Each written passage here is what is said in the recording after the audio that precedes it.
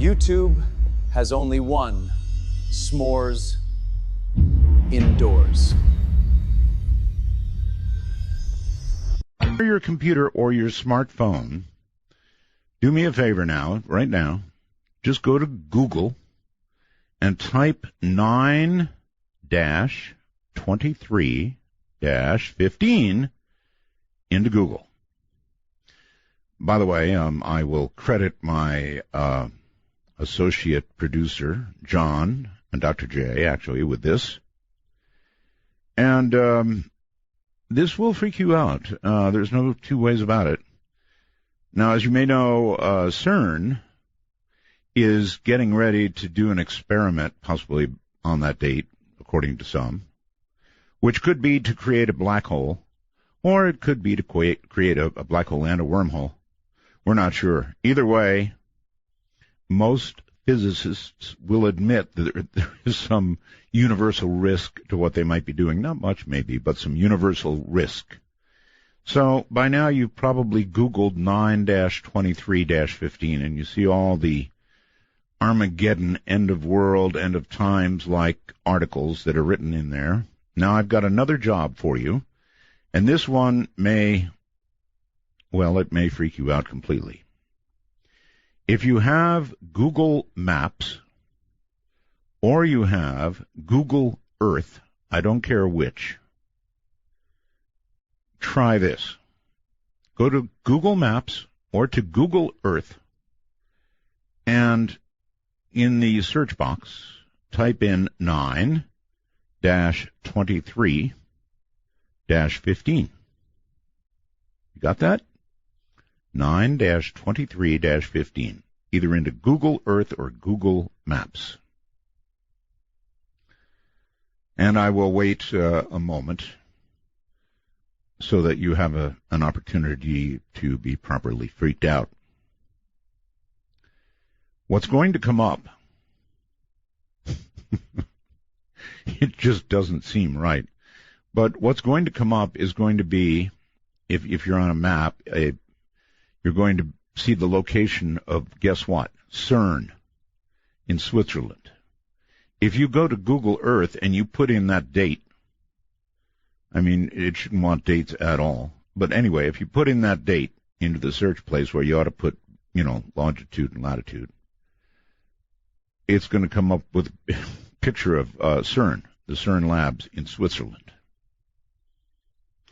And if that's not enough for you, a ham radio friend today told me that right, I guess, on the front lawn of the CERN facility, they have a big statue. And that statue is Sheba the Destroyer. What kind of statue is that to have in front of, in front of CERN? Sheba the Destroyer. My goodness.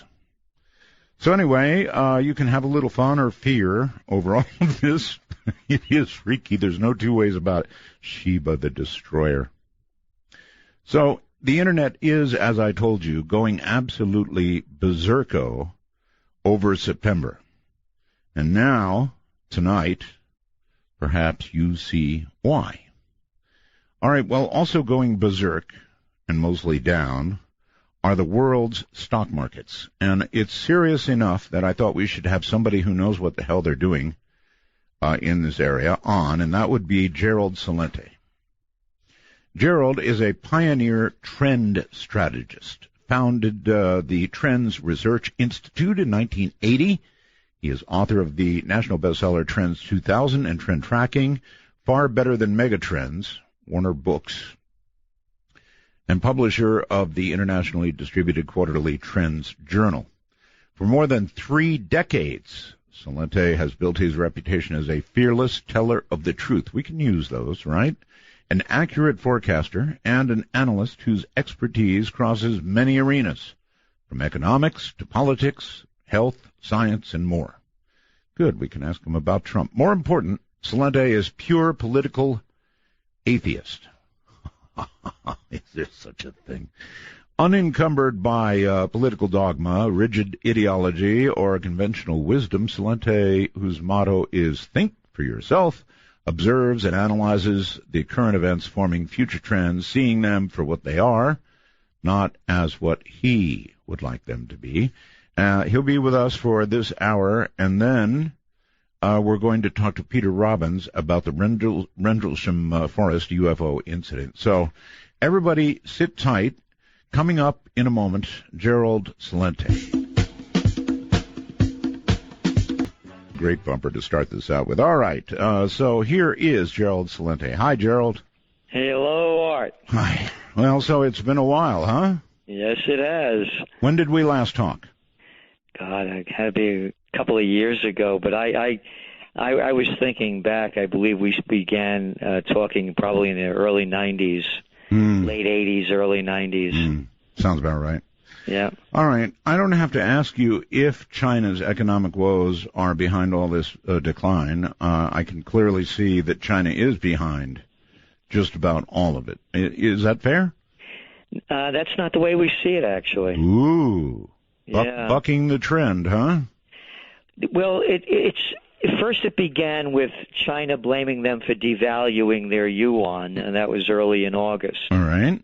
But what was going on before that happened was the equity markets in the States, for example, they were down 6 days in a row. And, yeah, China's devaluing their yuan because they're not exporting product. And when you saw their Shanghai index collapse in July, yes. They were late. They started doing everything they could to try to pump it up. So going back to the export issue, lowering the value of their currency is not going to do much to increase exports, and here's why. There's a global depression going on. China is merely the canary in the global equity mine. Hey, now you're scaring me. What's going on there is that when you see their exports, for example, decline over 8% in July, it's because the United States and the Europeans aren't buying things. And if the Americans and the Europeans aren't buying things, China's not making them or exporting them. Now let's overlay this and we'll see where it's going. My God, almost everything I buy says made in China. That's right. But you again look at what's going on in the USSA, and that is you saw the new numbers that came out recently about wage income. It was the lowest since they started recording it. It came in at 0.2%. But we're at almost full employment. Of course, and you know what full employment has. You want to be work in ambulatory? I love the term hospitality sector. Isn't that a nice one? Yeah, is that what they're calling it now? Hospitality? Waiters, bartenders, and making beds in hotels. Fries with that. Yeah. So what's going on is that you have all of these commodity-rich nations: Australia, Brazil, Russia, Venezuela, Colombia, Bolivia. Go around the world. Look at commodity prices. Right now, the Bloomberg Commodity Index, 2 weeks ago, it was at 13-year lows. 2 weeks later, it's at 16-year lows. Wow. Commodities across the board are selling for what they were selling for in 1999. Let's ask about oil. It's below 40. Where is oil going to go before it's over? I don't know how low it will go, but again, you have to start building all this on to what's going on. And that is there's a global slowdown because China's not making things, because the world has no money. If we had said this, if we were talking 4 years ago, and I'd say to you, Art, there's a huge gap between the rich and the poor, and you have a 1% that's controlling. Here, I'll give you a true number. 85 people in the world, 85 are worth more money than half the world's population. Gerald, if China's not making stuff anymore, how are we going to have stuff? Well, they'll keep making it, They're just not going to make enough of it to keep their economy up, and their housing bubble is burst. So everyone's blaming China's economic woes. China's lowering the yuan. Again, China is only reflective of what's going on around the world. Currencies are crashing. If you live in Russia, you've just seen your currency. It was about 36 rubles to a dollar a year ago. Now it's over 70. Dollar's doing pretty well, though. The dollar's doing okay because the rest of the currencies are crashing because they're export-rich nations. Not far from us, there's a place called Mexico. You're looking at the peso at 1993 levels. Take a trip up to Canada. Very, very resource-rich Canada. Now their Canadian dollar is at 2004 lows. They are in a recession. There's a global recession going on. Anybody that wants to add it up, it's all there in front of us. But nobody wants to call it what it is. And you don't even have to believe me. You could go back to the World Bank and the IMF, both of them lowering the growth rate for 2015 back to 2009 levels. That was a few months ago. It's gotten a lot worse. All right, Dow's down 1,800 points in the last 5 sessions. Now, it looked like it was going to be up 400 to 600 this morning, and they started out well. By the time the day was done, down another 205. Now, forecast for me, is this going to continue? It sounds like you're saying it will, or will it rebound? I mean, everybody's, all the talking heads are saying, don't worry, keep your money in the market long term. Everything will be fine. What do you say? The fire in the North Tower is under control. Go back to your offices. That's what they said at 9/11. When the South Tower was in flames. Yeah, are you? Wow. So you're comparing this to it's an economic 9/11? Is that they always throw? You pick up the New York Times this weekend. Matter of fact, I have it right here. And every day I read both the New York Times, Financial Times, Wall Street Journal, plus tons of other stuff, but hard copy. Here, this is from the front page of Saturday's New York Times. Now remember, the market started sinking really bad on Thursday, Friday. Oh, yeah. Here's the headline. Here's the headline across the front page of Business Day. This week's market sell-off may not be such a bad thing. And then the very last line this guy writes, he says, in the meantime, the best response for most investors trying to grapple with the latest bout of volatility is to take a deep breath. Yeah. That's what they're all saying. Now, here's the story on top of that, right behind it. Take some deep breaths and don't do a thing. So let's just look at the facts, and these are the facts. The facts are that following the Panic of '08, they killed capitalism in the United States. Officially. Yeah, they actually kind of did, yeah. 4 words killed it. Too big to fail. In capitalism, there's no such thing. You rise and fall on your own merits. Actually, too big to fail by bailing out the big multinational banks and all the others that they saved. That's called the merger of state and corporate powers, which a not very fond paisano of mine, Mussolini, called it fascism. So now let's go back to too big to fail. So what did they do after that? Well, then we had TARP, and then we had Obama's plan, and then we had a new thing that nobody ever heard of, and you and I have been around a while. How about quantitative easing?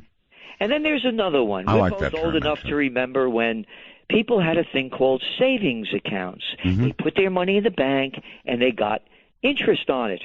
Well, yeah, that's an old-fashioned idea. You put money in the bank today, you know. Exactly. You get nothing back. Well, you get minus. I mean, they give you 0.25%, but, the bank fees take that and more. So what happened? All of this cheap money created the bubbles for the equity market. These are facts. This isn't speculation. It's not a conspiracy theory. It's a fact that you're looking at merger and acquisition activity because you're borrowing money for nothing. at levels now that are surpassing all-time records if they stay on track for the rest of this year. You're looking at the stock buybacks that major companies borrow money for nothing, they buy back their stock, and they drive up the prices. They didn't only do it in America. They have a different name over there in Japan. We'll call it Abenomics. Go back to China. After the panic of '08, they dumped in trillions to boost their economy. Oh, yes. You look what's happening over there in Europe with Draghi. Oh, by the way, Mario Draghi, former head of the Goldman Sachs gang's European division, is now, of course, the president of the European Central Bank.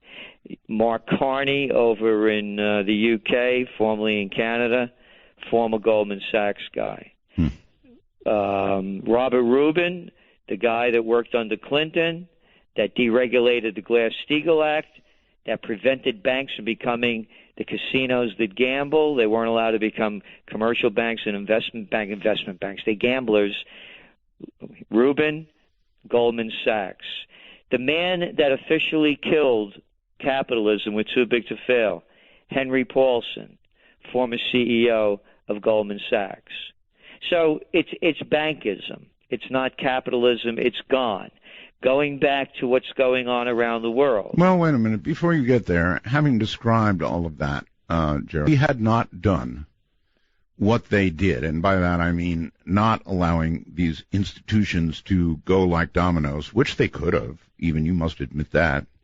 They could have gone down like dominoes. If they hadn't come in with all this money and all this help, and I know the effect that it has, and I know how you feel about it, but what would have been the bottom pain involved? It would have been pretty severe, wouldn't it?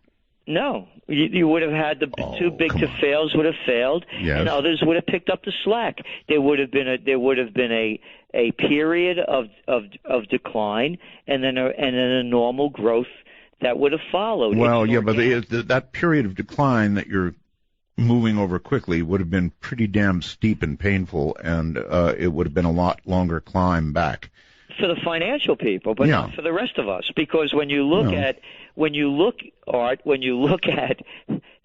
real median household income, when adjusted for inflation, we are back to 1990 levels. I'm very well aware. Mm-hmm. So it only helped those, again, that have profited from the boosting of the equity markets, which are very different from the real world. And you saw, and it is the other thing when I talk about, it's almost a neo-feudal society where you have different rules for the economic elite and the political nobility. And again, I'm not making this up. What did they convicted? They didn't accused. They convicted 6 banks of felony charges for rigging the LIBOR rates, the currency rates that trade at $5.3 trillion a day, and for rigging the LIBOR, the interest rates. Right. How many people went to jail, Art? No, nobody. You can't send a corporation to jail. You can't send the people that rigged the markets that gave the orders to do it. You can't send them to jail either. No. But you don't go over that yellow line. I know. You're going 5 miles over the speed limit. Where'd you come from? Go straight to jail without passing go. I know. Get out of your car. Let me see your license and registration. Yeah. Put your hands on the roof. When they say get out of the car, you know you're in trouble.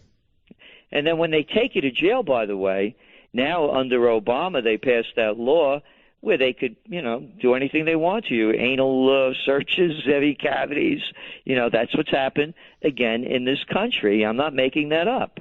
And so what I'm saying is with this decline of what used to be capitalism and a move toward a different system, a lot's changed with it. So going back to the economy, you asked me, will it continue? On August 6th, we do, as part of the subscription for the Trends Journal, we do Trends in the News broadcasts each Monday through Friday. On August 6th, I began it and it's on YouTube. People could go there. We posted that one up there. I began it by saying, I usually don't make these kind of forecasts or put a time limit on it, but I'm forecasting that we're going to have a global equity meltdown before the end of the year. And I paused and I said, and sooner rather than later. I've been in this business since 1980.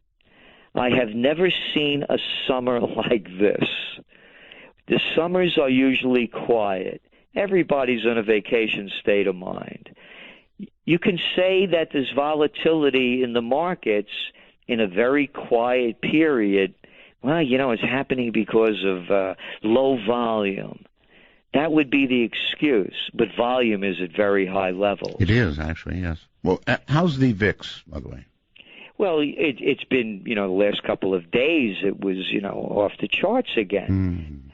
So what we're looking at is this is very abnormal to go through a summer like this. These things usually don't happen until later in September. People, they start reviewing things, what are Christmas sales going to look like, how much product's been being bought, what are the shipping. You start looking closer, and then you can see things shaking out around October. For this to be happening at the heat of the summer is very, very strange. Some of it is the fault of China. Again, I would only say, and we're matter of fact, I'm writing the piece today for tomorrow's. We do a Trends Monthly, and here's what I wrote. I wrote about. We're going to get it ahead of time. Cool. Yeah. Very cool. I said, read the headlines, listen to business news, broadcasts across the Western world.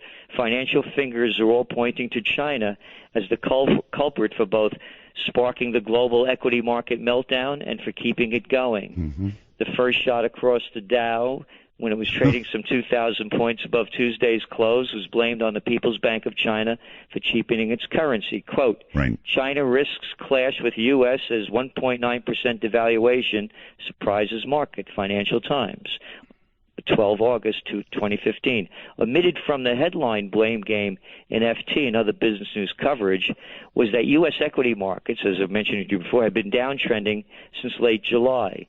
Yet as the global stock plunge accelerated over the next few weeks, and with the yuan devaluation story fading from the news, the business media then blamed the sell-off on China's economic woes and how its slowing economy was impacting the global economy. In fact, even Republican president frontrunner Donald Trump weighed in by warning that, quote, China's taking our jobs, they're taking our money, they'll bring us down, we have nobody that has a clue. He basically, I think, said, I told you so. Yeah.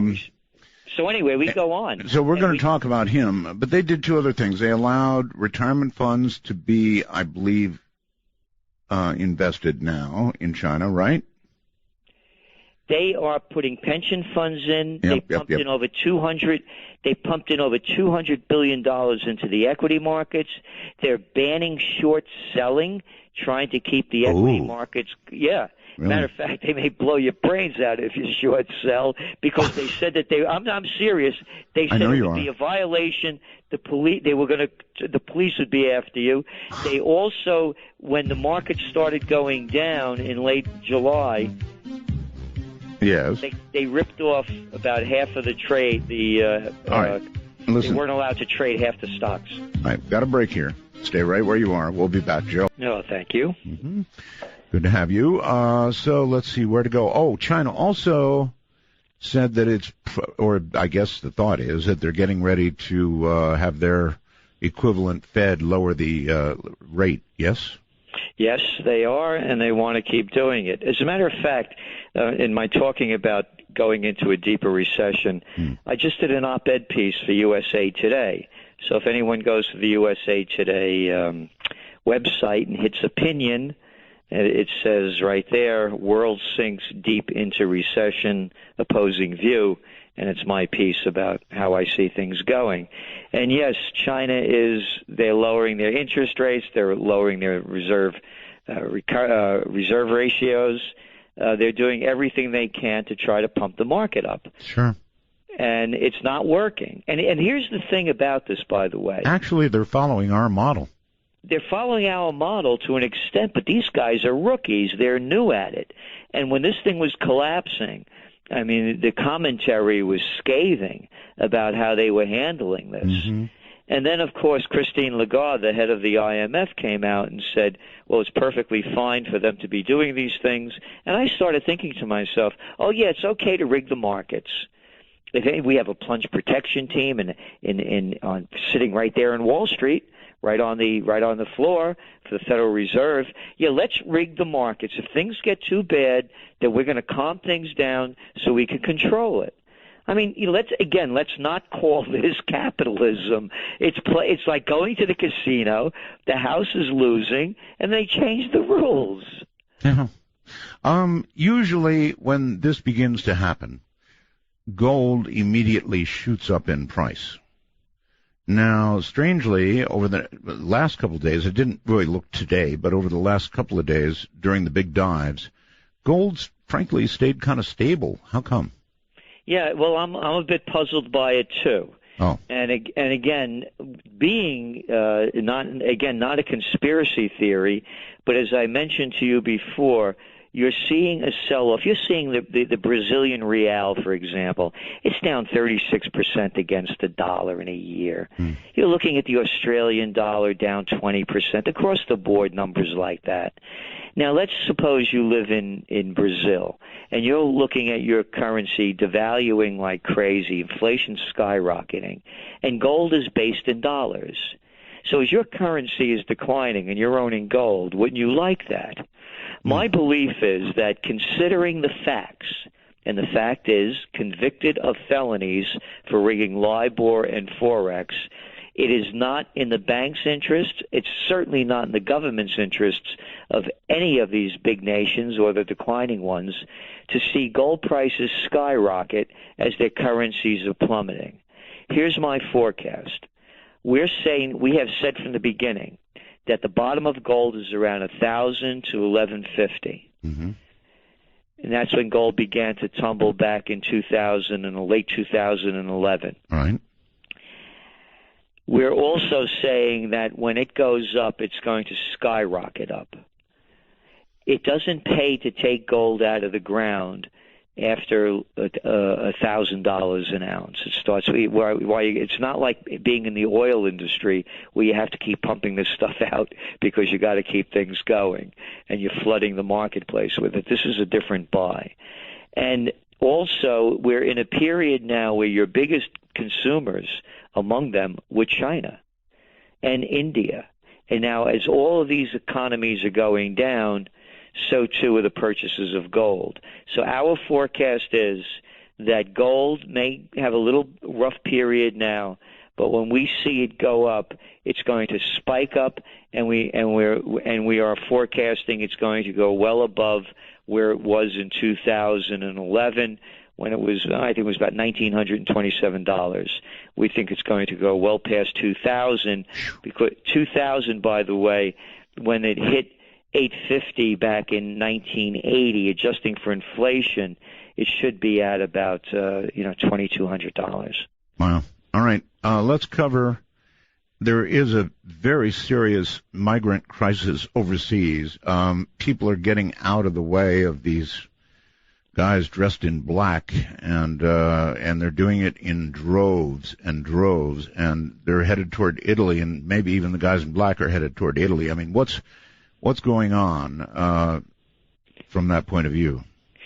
Actually, I just got back from, I was in Italy. I was also in other parts of Europe. And throughout Italy, everywhere you see, there are migrants.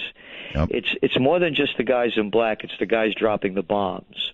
You go back to, look what's going on in Macedonia. And again, just reading the information and taking it for what it is.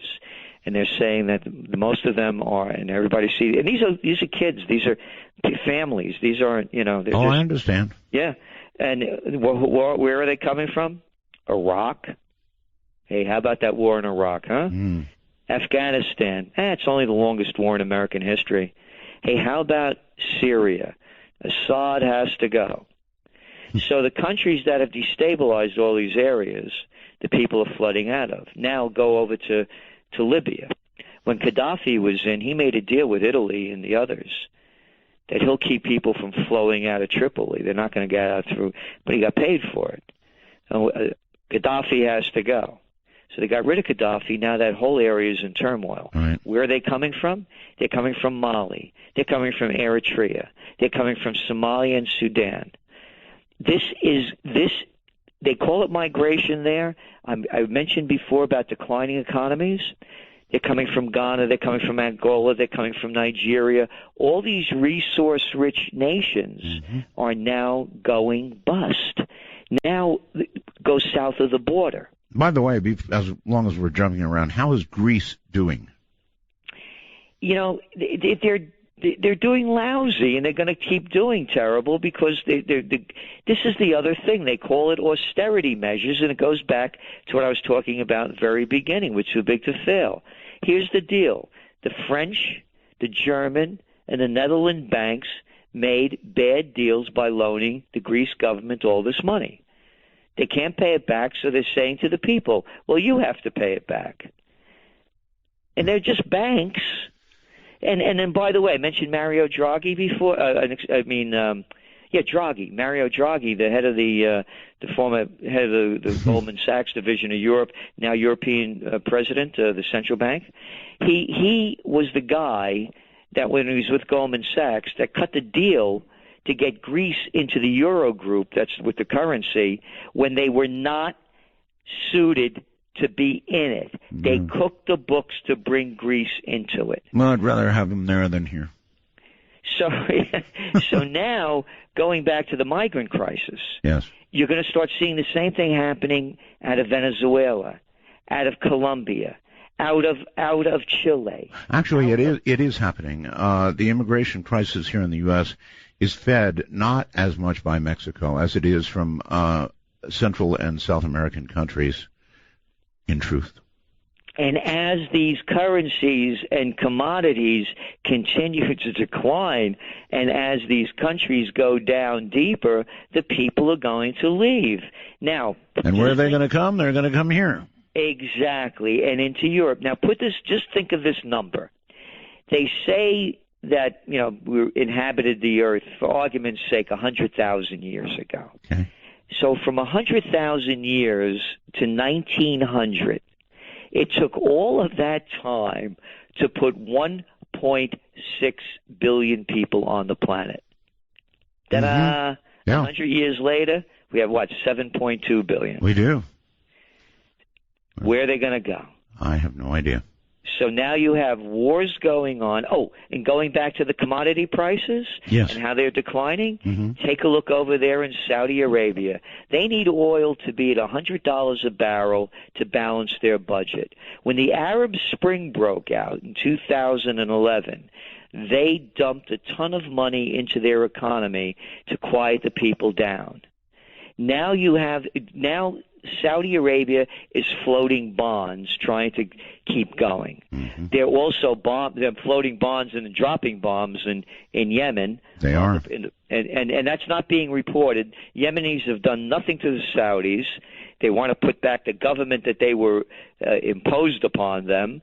And the United States is involved in this too. I'm mentioning this because you have 4 million Yemenis living in Saudi Arabia.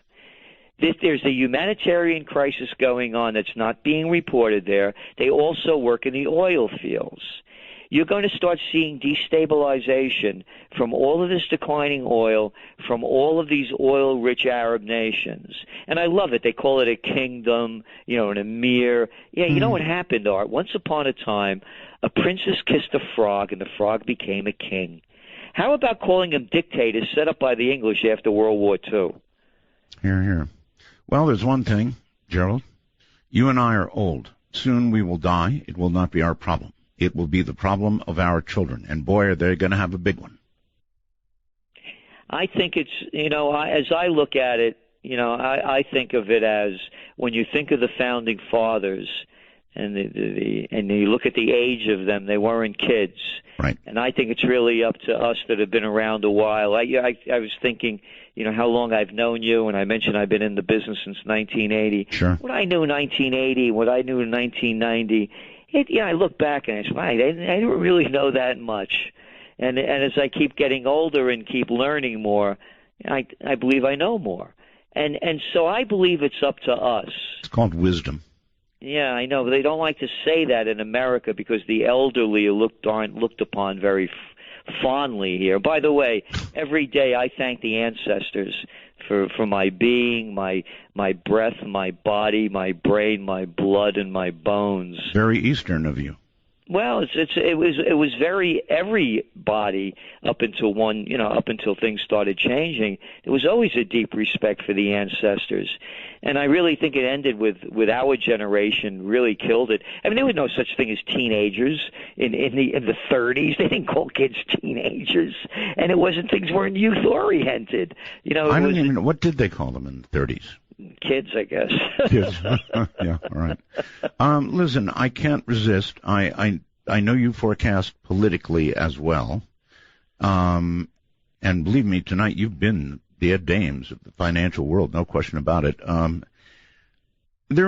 I've been uninterested in politics for so long. I stopped doing it back, long ago, many years ago, decades. However, now we have Donald Trump. And love him or hate him, which is what most people do, one or the other, he is interesting, and he's interesting to watch, and the Republican Party is kind of fun to watch, too, because, I don't know, it's like they're a worm being attacked, and they're wiggling all around, and I wonder how this is going to all shake out. You're a trends guy. What do you say? Well, if I'm a New Yorker too, and if you go down from Wall Street to Columbus Circle to Fifth Avenue to the West Side, there's Trump everywhere. Oh yeah. I'm going to give you my theory, and then you can tell me if I'm right or wrong. Okay? I think this is simply when you look at Trump support, it's the American people so damn angry they're ready to burn it all down politically, and that's essentially what Trump represents. Burn it all down. That's part of it. The other part of it is he knows what he's doing. I began my career, by the way. I used to run political campaigns in Westchester County in New York, which was at that time the richest county in the U.S., and I was the assistant to the secretary of the New York State Senate at 23. I was also chief government affairs specialist for the chemical industry in D.C. and Chicago. Okay, that all said, what's going to happen? I've been around. Yeah, so what I'm saying is that these guys that he's running against, they're boys.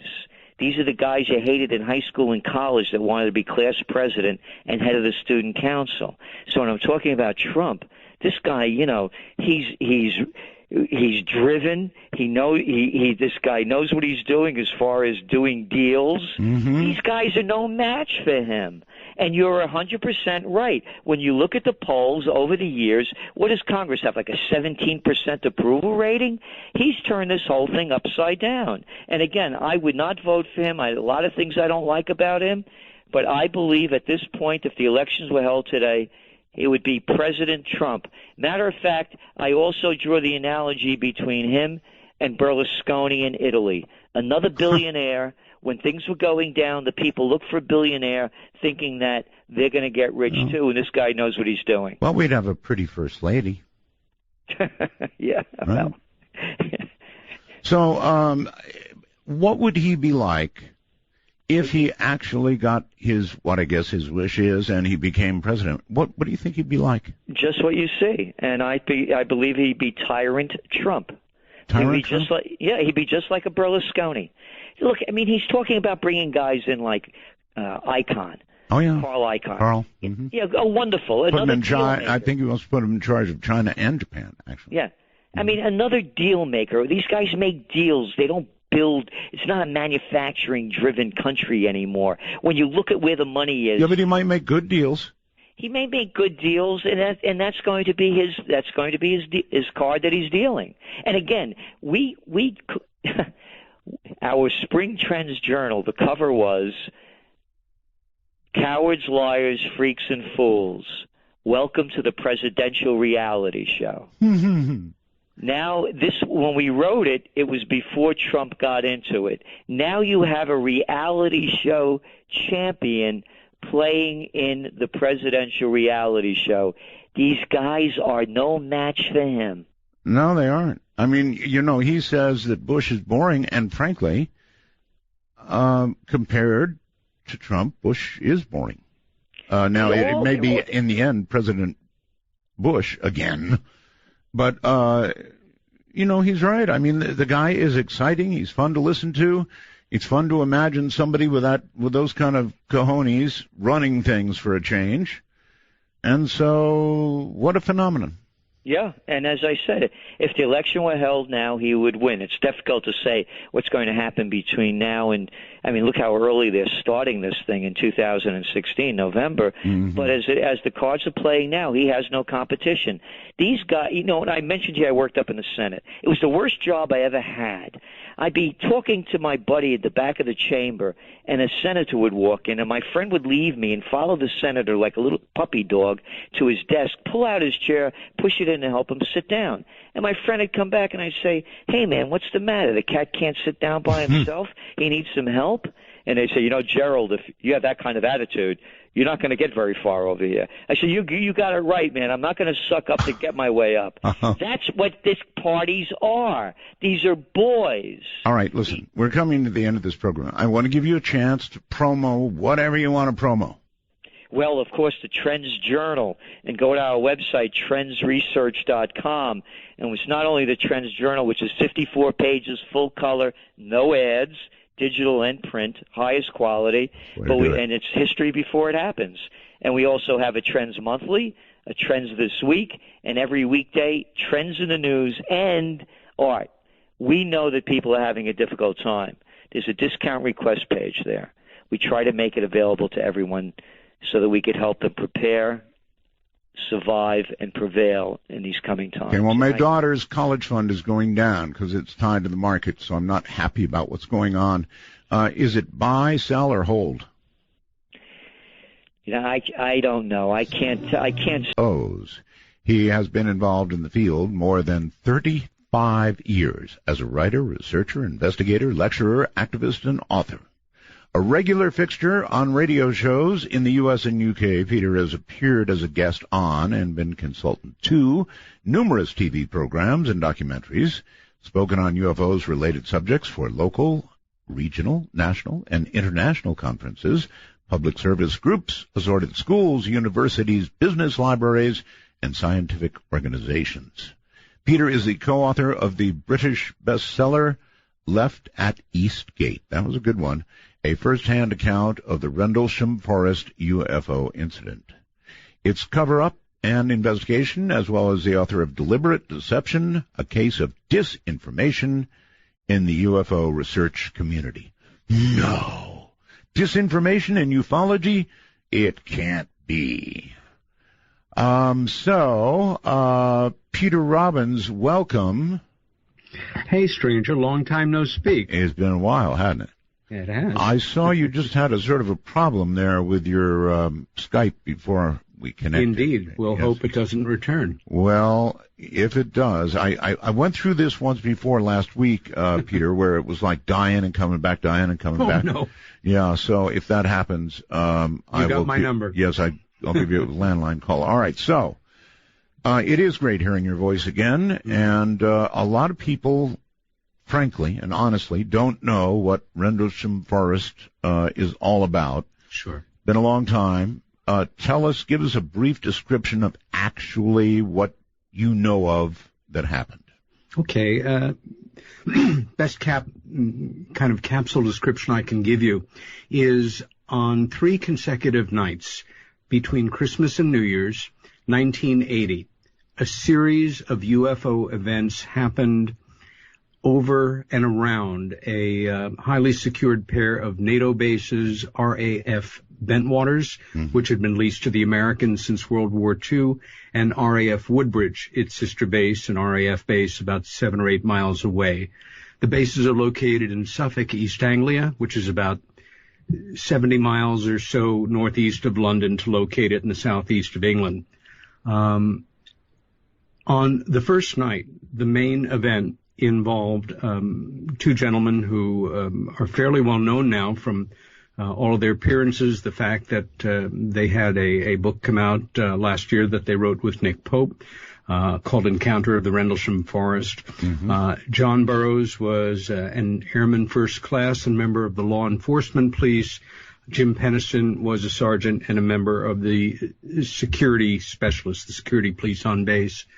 John observed a light go down in the woods from the east gate of RAF Woodbridge. It did not indicate a crash. There was no ground concussion, explosion, fire. It was a very tense moment. In the Cold War, he radioed in for permission to investigate. Sergeant Penniston came along with Airman Cabanasac. Cabanasac was also a security cop, and he drove Jim and John into the forest to the degree that the vehicle could travel.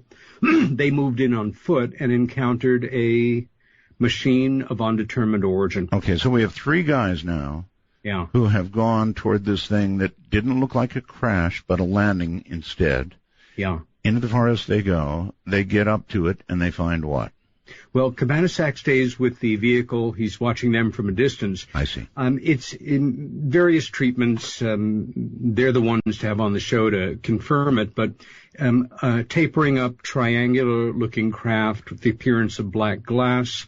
They observe, Jim observes that there are markings, symbols, hieroglyphs, whatever you want to call them. The two of them have missing time. They're not, everything is not accounted for, but the machine leaves impressions in the soil, which are documented the next day. Plaster casts are taken. Wait a minute. Hold on.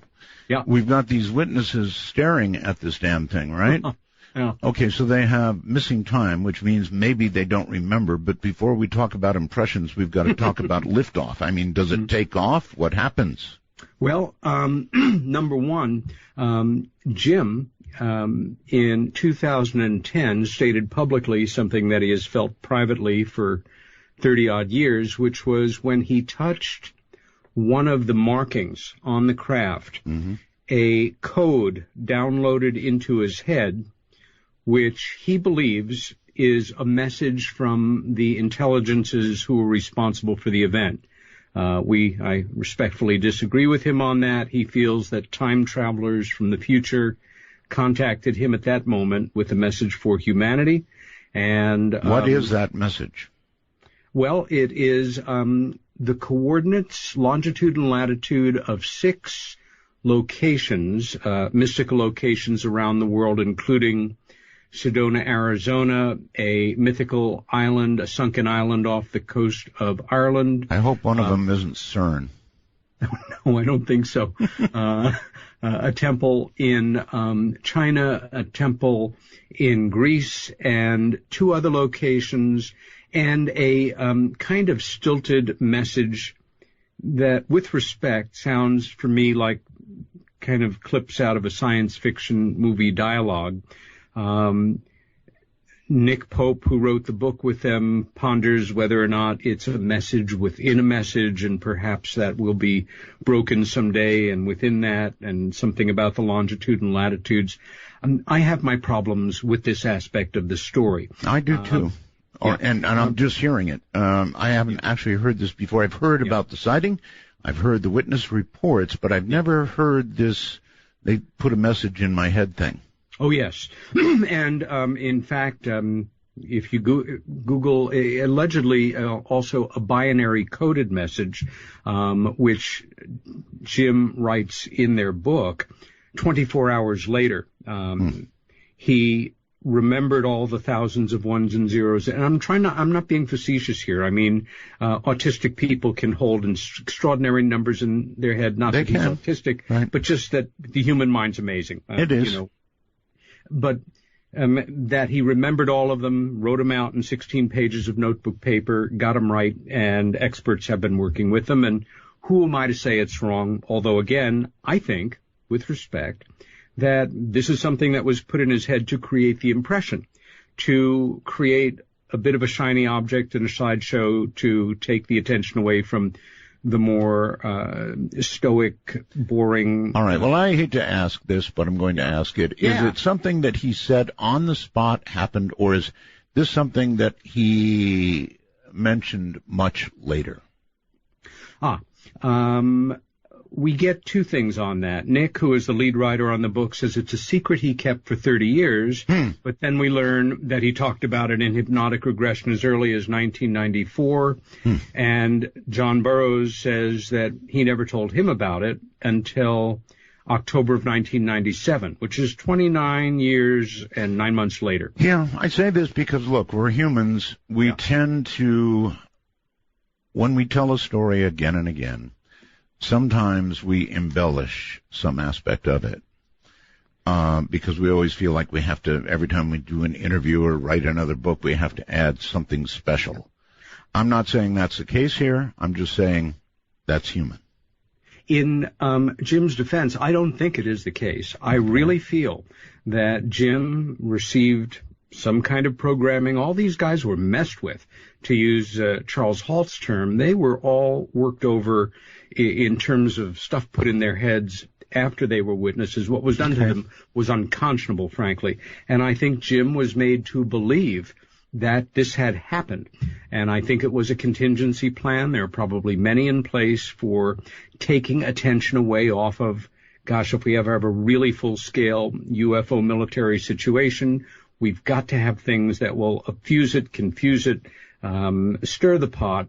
Again, sort of the equivalent of your Kim Kardashian or your, a shiny object to take your attention away from the more hardcore, actual physical evidence, the credible witness accounts supporting each other, etc., the kind of evidence you could bring into a court rather than a very and again, who am I to say? But this is the key event on the first night, that Penniston and Burroughs have a genuine, absolutely real, I have no doubt, encounter with a machine of undetermined origin, under intelligent control, missing time, memory lapses. Was this craft picked up by radar? I mean, it's coming down in a very military-type place, right? Well, that is a great question. And we understand that, first, remember this is 3 separate nights with different things happening on each night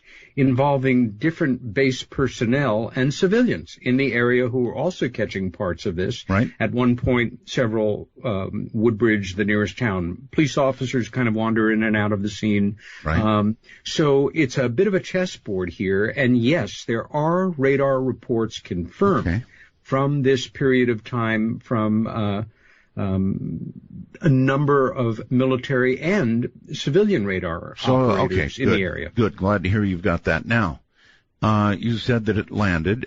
There were impressions in the ground. You haven't told me much other than what apparently was a sort of a mind wipe, except for what they downloaded to him.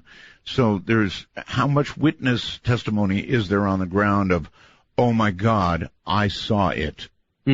Well, number one, you've got John and Jim. You've got Ed Kavanasak, who was watching it from a distance. The lights were seen in the sky. Again, this one, we have the impressions in the soil. We have elevated beta and gamma radiation counts, even though it's so minuscule. Right. It's like 10 times the amount in the surrounding area. Right. The area is studied very carefully the next day. The second night, one of the main things that happens is one of the few female personnel, a sergeant named Bonnie Tamplin. It's temperate night, even though it's December, window rolled down in a military vehicle, and I guess a variation on what we would call an orb flies into the cab. And she has a big problem with it. It shakes her up tremendously. She's taken off active duty. Lights are seen in the sky. But moving into the third night, we have, I guess, depending on your point of view, the two main events. Earlier on the third night, remember this is between Christmas and New Year's, there are parties going on off base, especially for the officers, and a Captain Bruce England, who is associated with the Deputy Base Commander, Lieutenant Colonel Charles Halt, approaches Mr. Halt at a party, and he says they're back. Halt, who had been skeptical but open to Penniston and Burroughs' account, decides to leave the party, gets into his field clothes, pulled together a contingent of, I believe, 6 individuals. They head out into the forest with night scope and other equipment, and at a certain point, and Mr. Halt, Colonel Halt at the time, has a microcassette recorder, which of course in 80 was like state of the art. And if anything's going to happen, he wants to record it. And indeed, it's now probably one of the best known audio clips in the realm of, texture for UFO documentaries, radio show openings and closings. And what happens is he and his men observe an unknown coming in directly over them. It was first played in early 1985 in then the fledgling 24-hour news station CNN's very first 3 special reports. They've now done who knows how many hundreds. But Ted Turner, who of course owned it, he authorized Chuck DeCaro, a great tech and military reporter who you may be aware had quite a brush with death earlier this year. He and his wife were accosted, and he had to kill the guy who was attacking him. Chuck is one of the best newsmen I've ever met, and he is recovering, but he was badly injured. Anyway, he was dispatched? He was dispatched, the Rendlesham. The bad guy was. Oh, no, Chuck. No, I know the bad guy was dispatched. Chuck was authorized to do what amounted to a mini documentary for CNN. Okay. That aired. High desert and the great American Southwest. This is Midnight in the Desert, exclusively on the Dark Matter Digital Network. To call the show, dial 1-952-CALL ART. That's 1-952-225-5278. My guest is Peter Robbins. We're talking about Rendlesham, the Rendlesham Forest UFO incident. Now, a lot of people believe me, very strongly about this. Bobby in Coachella sends through the wormhole, great topic art, every bit as important as Roswell, if not more. So, Peter, people feel very strongly about this. Don't they? And, yes. Again, I've given you a capsule of the most important aspect of the first night. John Burroughs and Jim Penniston are your best guests for that. Okay. Second night transpires, and on the third night again, the deputy base commander. When you say third night, do you mean they landed every night? Well, they either passed over, landed, were observed in the area, picked up on radar on 3 consecutive nights right between Christmas and New Year's. Yeah. All right. There were other episodes in this part of England. It's a very loaded piece of real estate with quite a history, and they've continued. But these series of events form the Rendlesham Forest Incident. All right, before we go any further, Peter, we've got a bunch of photographs, I believe, at artbell.com that we put up for you tonight. What is up there? There's some shockers? I sent over a bunch of photographs to your amazing producer, Redacted, and I'm not sure which ones you're referring to. No, I'm asking you, are there shockers in those photos? As far as I'm concerned, in terms of new evidence, which we'll get to shortly, yes. One remarkable series of photographs which do constitute genuine new evidence for sure. Okay, well, that's really big stuff. So people will be going to the website, artbell.com. When they get there, what are they looking for? Well, we have a number of documents up. We have a series of photographs that, might as well do it now. Yes, my co-author, Larry Warren, a great guy who has been a dear friend of mine through the course of now 28 years. And we don't have anybody in terms of being a whistleblower, standing up for what's right, taking a tremendous amount of heat for 35 years, and a lot of that on his own before other witnesses came forward. To cut to the chase, on the morning of the event that he was involved in, which was the second event on the third night, he had picked up a new Instamatic camera. And, 110 film, some of your listeners may be too young to know about analog photography. Mm-hmm. But in the old days, we would buy a roll of chemical film, and you'd run it through a camera to see how it worked. And he was doing that day. And at a certain point, they were heading back to base. He and some guys had been into Ipswich, the nearest small city. And they stopped, and he took a snapshot of an A-10 fighter aircraft landing in the distance. Right. It is a really pretty mundane snapshot. And I had seen it, more than a quarter century ago among many dozens of pictures he took at that time. And Larry, over the time that we've been on Facebook, as we are, every couple of weeks or month or two, he'd post a bunch of service-related snapshots. Well, last August, he posted this picture art. And one of our buddies in England pointed out, could have been a crack in the emulsion or dust on the original photo, that there was a dot in the sky above the A-10. And another friend of ours, Robert Martins, blew it up, quite a bit of optical knowledge, and what he saw in the enlargement absolutely made my jaw drop. I couldn't believe what I was looking at. For decades, Larry has described the craft that he and the men with him faced on the ground in a farmer's field called Capel Green in the Rendlesham Forest on the third night. And there's a very particular aspect of the configuration. If you do what you do or what I do, you have hundreds and hundreds of people giving you, this is what the craft looked like kind of reports over the years, and most of them don't stick in your mind. But there was a structural detail where on the bottom, at each edge, it kind of hooked around. It was just sort of an elegant little detail. And he did his first drawing of it in 1982. In fact, in the home of Betty Andreasen. It ended up in the biggest tabloid in the world the following year when the story broke. And he did kind of a magic marker type drawing in 85.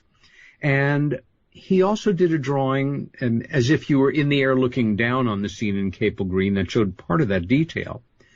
Anyway, the thing in the sky above this A-10 aircraft. Damned, I see it now. I'll be damned. All right, it is there, folks. It's you can see the A-10.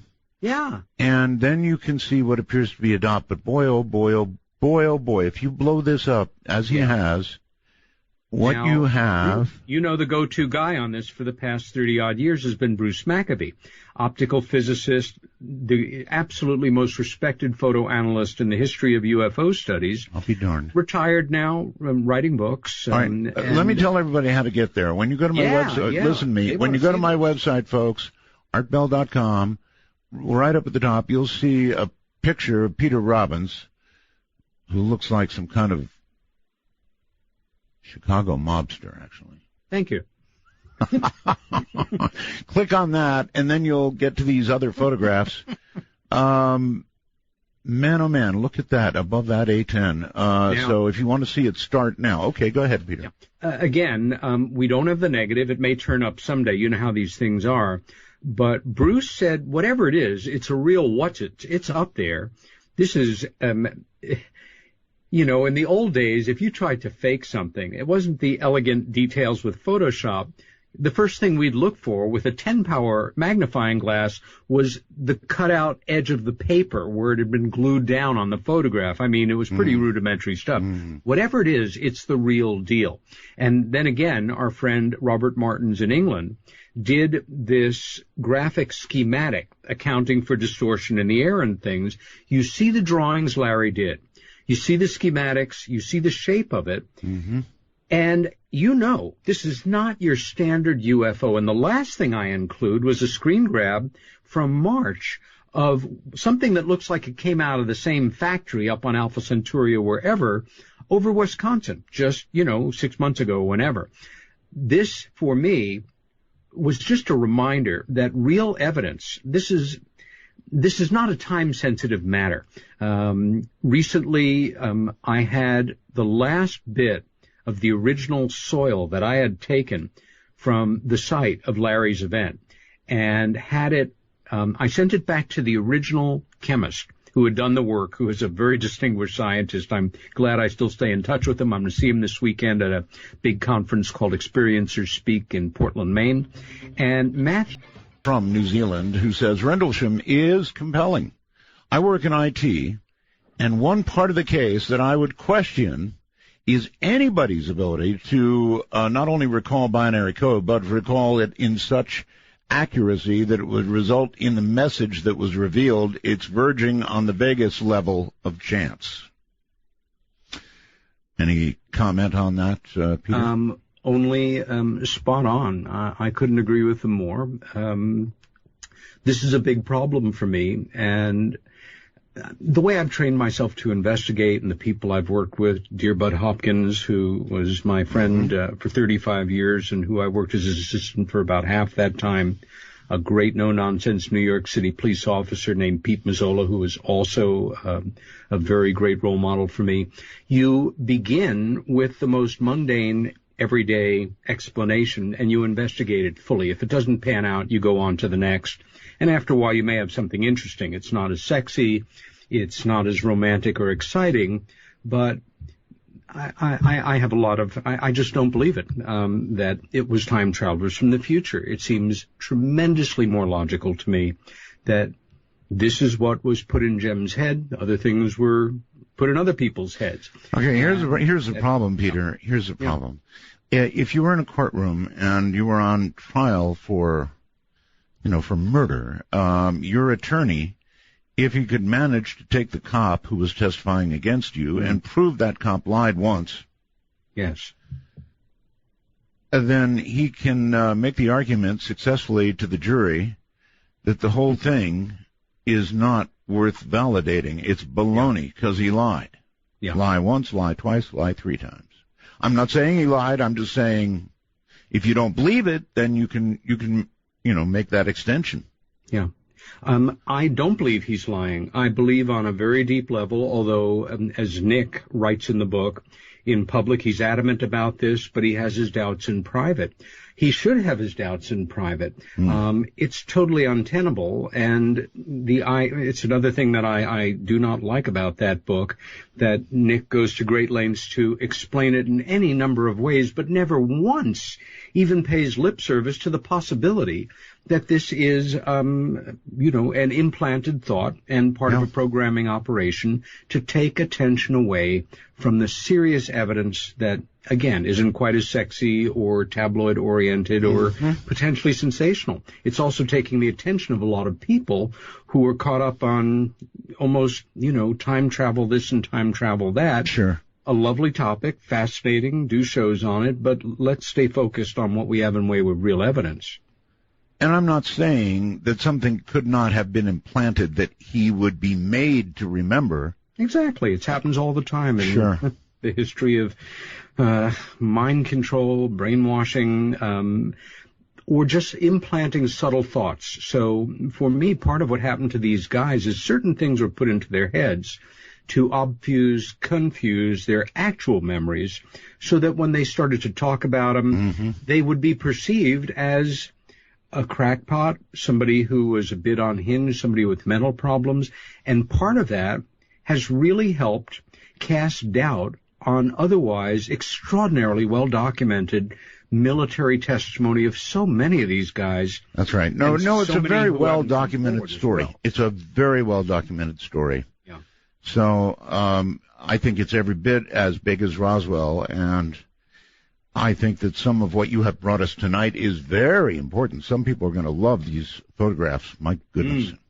Well, you have to thank Larry Warren for that, and our friends in England, Mick Sayer and Robert Martins Mick for discovering it, and Robert for laying it out schematically for us. But it's a wonderful thing to remember about evidence. In certain areas, it's frozen in time. If you can unearth it, it's as fresh, important, and supportive of your case as anything you can find at the moment that the thing happens.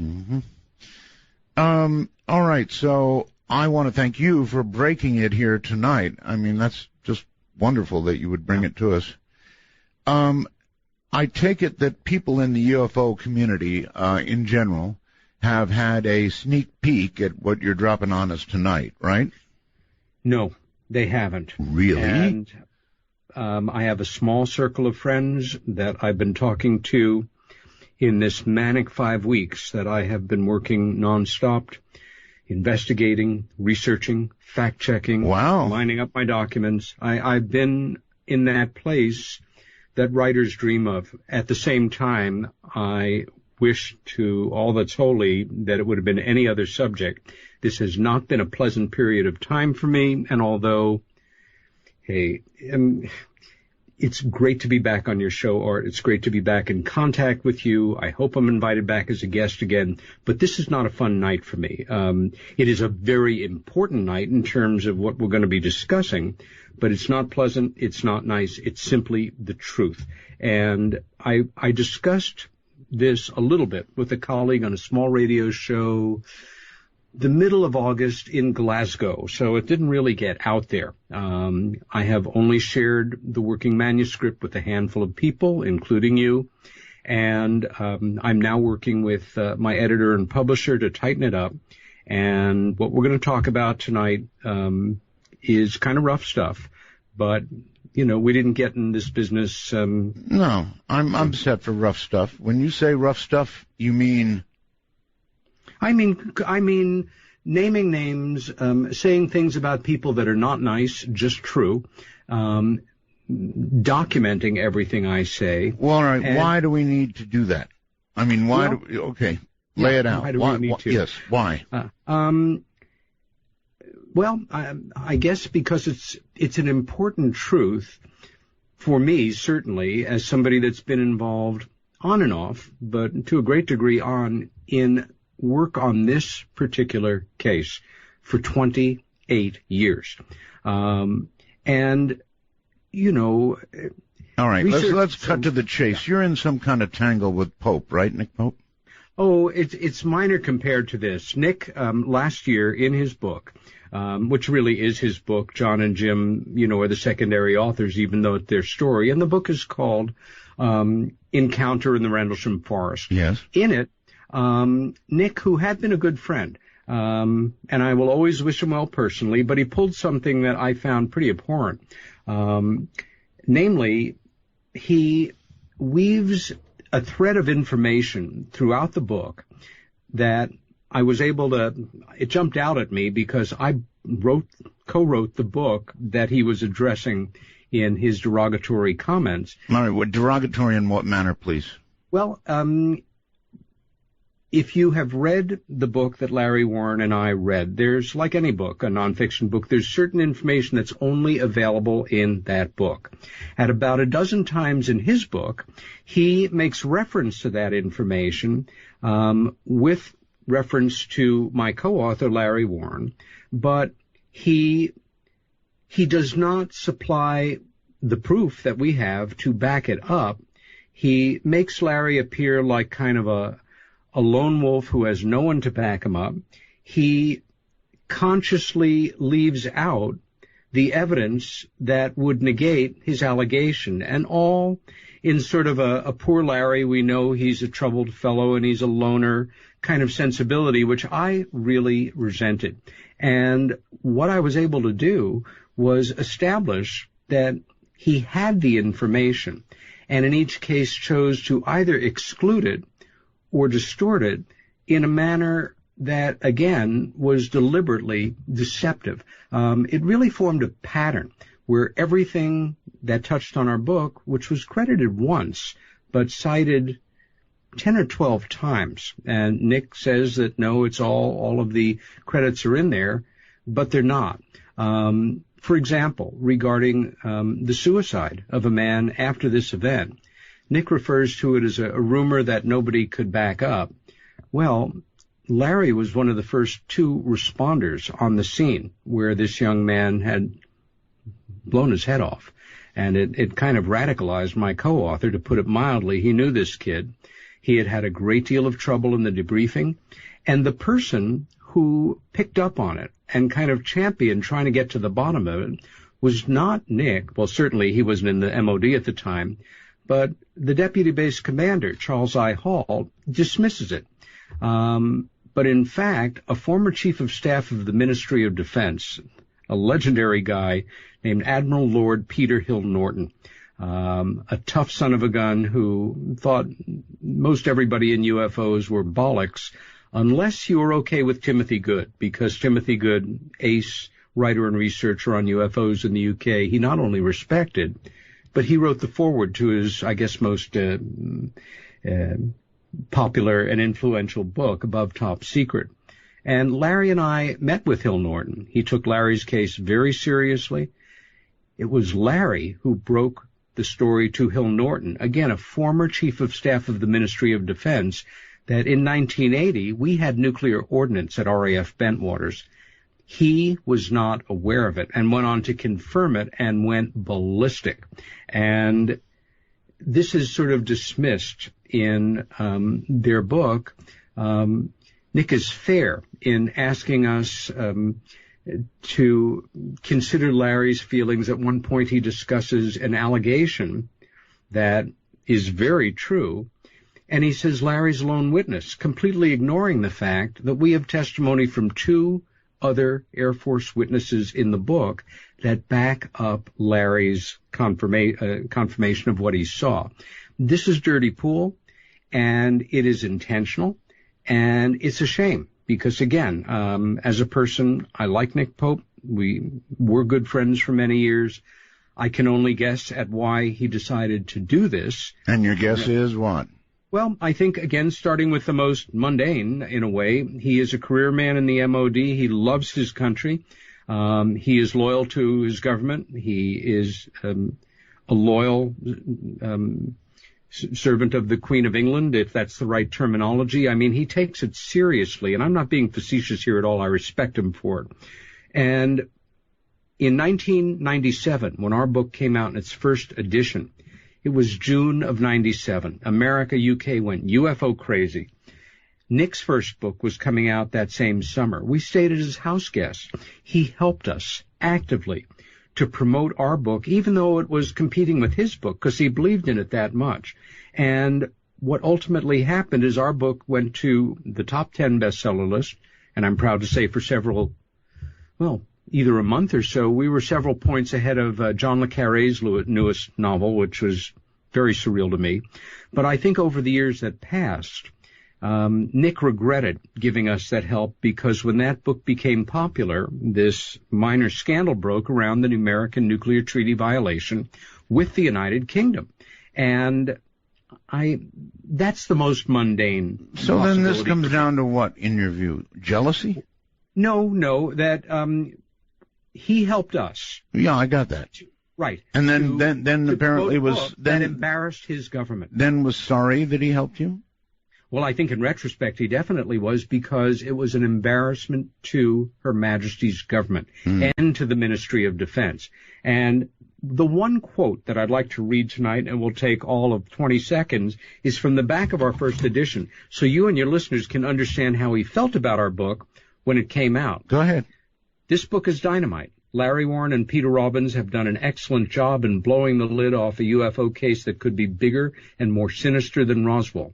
There is much in this book that will make you angry, and rightly so. It raises serious questions about just how far certain people will go to prevent the truth about UFOs ever becoming public. The book is meticulously researched, gripping, provocative, and will undoubtedly lead to some long overdue questions being asked at the highest levels. This is a sensational book, and no matter what the skeptics and debunkers may say, this story is not going away. Nick Pope, Ministry of Defense. Things change. Sorry about that. No problem. So, all right, so... If we amp it up, though, maybe he was asked, maybe he was ordered. I don't know. You know, he's retired from the Ministry of Defense, but let's not be naive here. There are certain positions and organizations that you never fully leave. You're an asset in place, a member of the Old Boys Network, a friend of the family, you know, and you can be called upon for favors. I don't know. I'd settle for the most regulation thing, and I'm sorry that he felt compelled to do it, because it shattered a really... Well, obviously you're hurt. you want a debate with him over this? Oh, yes, I'd love to. You would. But he's turned down 10 opportunities so far. He won't face me simply because I went to a great deal of trouble to establish in each case evidence that proves, I think for any rational reader of deliberate deception, especially if they compare it to their reading of Encounter in the Rendlesham Forest, that he really has no defense, and it's embarrassing. All right. I'd love to be a guest. All right. Your show. I want to, if Nick will agree to it, I'd love to do it. But here's the thing that I want to lay on you, and you can go ahead and comment. Yep. Ufology has a lot of problems of the kind we're talking about right here. Yeah, I don't call myself a ufologist. With people just, well, whatever you call yourself, I don't care. Investigative writer. That's fine. All right. But among people with interest in ufology. Yeah. How's that? Lots and lots of friction like we're hearing described tonight. Yeah. And it doesn't lead anywhere good. That's right. It ends up damaging everything. Now, Rendlesham is absolutely one of the most important cases we could even talk about. There's no case more important that the research community has to work with. Absolutely true. So you're sort of damaging things when you do this, right? Yes and no. For anybody that knows me, and you've got people in your audience that know me. I'm sure. Yes. I am an almost pathologically nice person. I care about people. I've got a lot of friends who are well-known colleagues. I go out of my way to nurture those friendships, and I'll tell you the truth. They're a lot more important to me than what I'll laughingly call my career in UFO studies. However, I have a pretty strict code that I go by, and it has to do with telling the truth. We all make mistakes, but when you go out of your way to distort, to lie about, to completely twist the facts in a manner that I feel crosses an ethical line and misleads people and sometimes hurts people, you know what? The truth is more important than why can't we all get along in kumbaya? And let's face it, the outside world is looking at grown-ups that devote their lives to the study of UFOs and other things like that as one step away from being, kind of sideshow entertainment. My goodness, they actually believe in this stuff and all. And we're all supposed to present a common front, look nice on TV, speak properly, present ourselves accordingly. Mm-hmm. I do. However, I think, and it makes me a bit wistful and unhappy because I've had to do it again very recently. I'm probably going to develop a reputation as somebody who's a bit of a troublemaker when I just want to get back to the work that I was doing, which is fascinating and not attacking anybody because it doesn't have to do with people completely going out of their way to deceive, to attack, to demean, and to disinform. And basically, the second half of our show tonight, this is the topic that we have to tackle, and I frankly wish it was any other way, but I'm not going to avoid it. Well, I don't know how much further you've got to go than you've gone. Oh, we haven't even started yet, Art. Really? Yeah. That serious, huh? Yes, sir. Boy, I wish Nick was here. Oh, it doesn't have to do with Nick. No? Not really. No, it has to do with somebody else. And it is the main reason that, we can go on and talk about other aspects of Rendlesham or the state of UFO studies, but I have an important story that I've been developing as an investigator. Taking you from today into tomorrow, this is Midnight in the Desert with Art Bell. To call the show, dial 1-952-CALL ART. That's 1-952-225-5278. Indeed, Peter Robbins is my guest. He's all fired up, that's for sure. It's about the Rendlesham Forest UFO incident, one of the biggest in the world. And apparently there's a big dispute going on about it. And so back to him. It's all yours, sir. Yeah.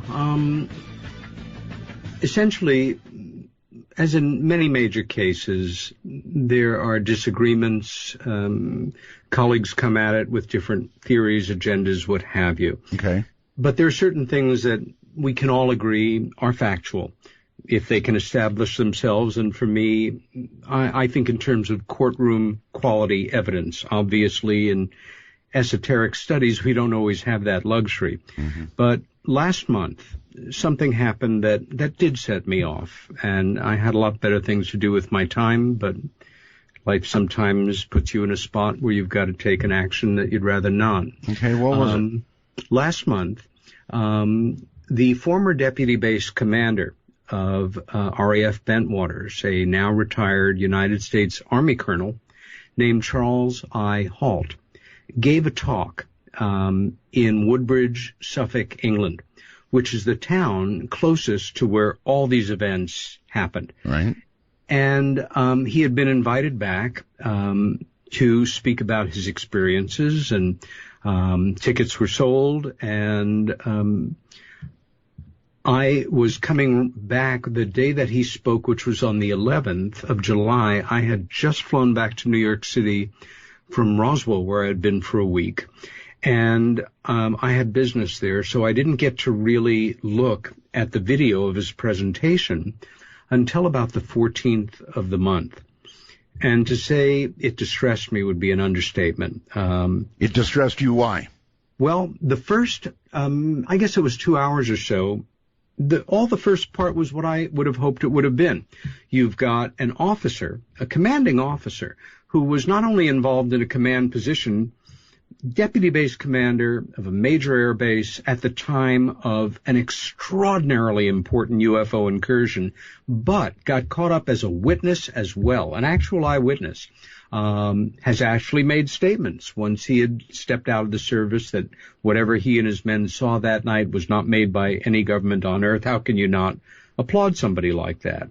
He has become part of what we'll call our UFO research community. He speaks at conferences. He's been on documentaries, television, and radio show. Very good. You should be aware that his name comes up, I think, about 50 times in Left at Eastgate, and never is anything ever said disrespectful or condescending or mean-spirited, or certainly, as far as I'm concerned, inaccurate. Okay, so what did Charles say that is so bad? Yeah. For the last half hour of his talk, he simply switched gears and he directed every comment, dozens and dozens of data points, at my co-author Larry Warren, at who is the whistleblower, who is the person that broke this case wide open, made it the situation happen that it went totally worldwide in October of 1983. Comments and anybody of what? Can bear that right. Out. Comments of what nature? Well, I can spend the rest of the show literally going over them point by point. My point is that when I listened to it, being very familiar with the book that I co-wrote, and at points he says on page 67 of Left at Eastgate, or Warren said this, but in fact it was this, I recognized something that not only shocked me, but threw me for a loop, and I felt I had to document it, which was, and let me just say one thing here. I'm sure at the beginning of your show you have a disclaimer that, you know, the views of your speakers are not those of the broadcast company or Art Bell and Company. No, or we whatever. don't have anything like that. I'm just going to repeat that right now so everybody knows, because if anybody's going to get in trouble here, it's going to be me. What I'm about to say is purely my view based on extremely substantial evidence that I've spent some... Well, look, at this point, you're all public people anyway. So yeah. What's the deal? Well, the deal is that if he said 40 things relative to Larry Warren, the book, and myself, 37 of them, and I'm, cutting an abstract here, were completely untrue. He stood on that stage, and he told those people in that audience one thing after another that was not true. All right, let us at least understand a couple of points, specific things that you're talking about that were said in the book that he said were untrue. I want to understand something important in that category for this to even be worth it. So you want me to start to cite the example? No. I want you to take the most egregious examples and give us an idea of what you're talking about. Yes. Sure. I'm quoting here when I give the statement because I don't want to paraphrase what he says. The sound quality wasn't great, but these are the statements, and then my back response to it. Referring to Larry, he was unsuitable. He was literally booted out. Unsuitable? And in fact, unsuitable in what way? Well, exactly. Charles Halt wants you to think that he was literally booted out of the Air Force as unsuitable. In fact, not only was he not unsuitable, but he received a 3910 discharge, which means that the Air Force has broken its contract with the individual and is at fault, and so that individual has the right to leave the Air Force with 100% honorable discharge with no blemish against their name because the Air Force screwed up. I can tell you how that happened and what happened, but also would the Air Force have taken a gentleman, a security specialist who was undesirable and unsuitable, and 3 weeks after the event, make him part of a very small, highly select contingent that was flown to West Germany to meet the American hostages returning from Iran and supply them security, and also keep it absolutely top secret, because as you may remember, it was crucially important to the incoming Reagan government that that news be released immediately as the president was sworn in. That's right. In March, that same 3 months after the event, he was chosen to be honor guard for Wing Commander Gordon Williams' testimonial, secure general officers' parking, be part of his security detail, and his driver. Also, while he was in the 81st Tactical Security Corps, they received a group commendation. In no way was he unsuitable or undesirable. That's what this man wants you to think. I'd call that egregious. Moving on. Here he says, for those of you who have read Left at Eastgate, I'd like to give you some updates and some potential corrections that Mr. Warren and his co-author can put in their book. If you go to page 39, he said the base was on alert. The base was not on alert. We were at a party, a social event. There was no alert. Well, Charles Halt and some of the officers may have been at a party, and that's very nice. It was between Christmas and New Year's. But if you go to the international news section or the front page of any major American newspaper or European one, you will see what the crisis was, and it was major. The Soviets had massed a huge number of troops on their border with Poland because of the pro-democracy movement that was emanating out of the Gdansk shipyards. The fighter aircraft, the A-10s, the 48 A-10s that were stationed at RAF Bentwaters weren't there, Art. They were in West Germany at forward operating locations because if the Soviets rolled over that border, we were in a shooting war. There was a tremendous alert going on at those bases all over England and all over Europe. The fact that he was at a party does not matter.